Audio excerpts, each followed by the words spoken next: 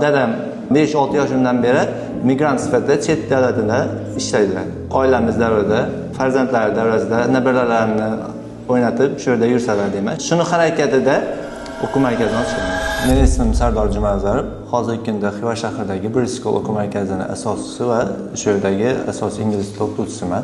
Ochilishgacha kelganda bizda moliyaviy taraflama qiyinchilik bo'lib qoldi.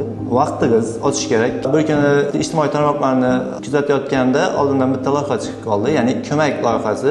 O'quv markazi ochmoqchi bo'lgan yoshlar uchun 130 million so'mgacha sudda foizsiz yordam talablarni ko'radigan bo'lsam, to'g'ri kelyapti.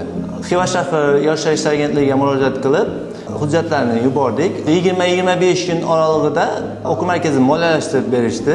Juda katta orzularim bor. Misol uchun shogirdlarim, o'quvchilarim vazirlikda, prezident administratsiyasida yoki bo'lmasa chet ellarda elchi sifatida ishlashini orzu qilaman.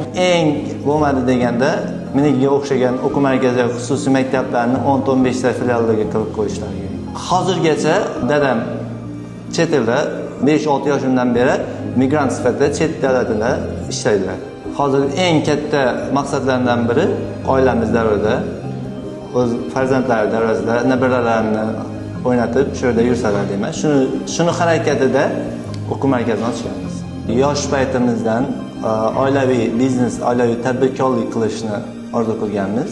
Ko'mak bu yoshlikdagi orzu umidlarning amalga oshishi.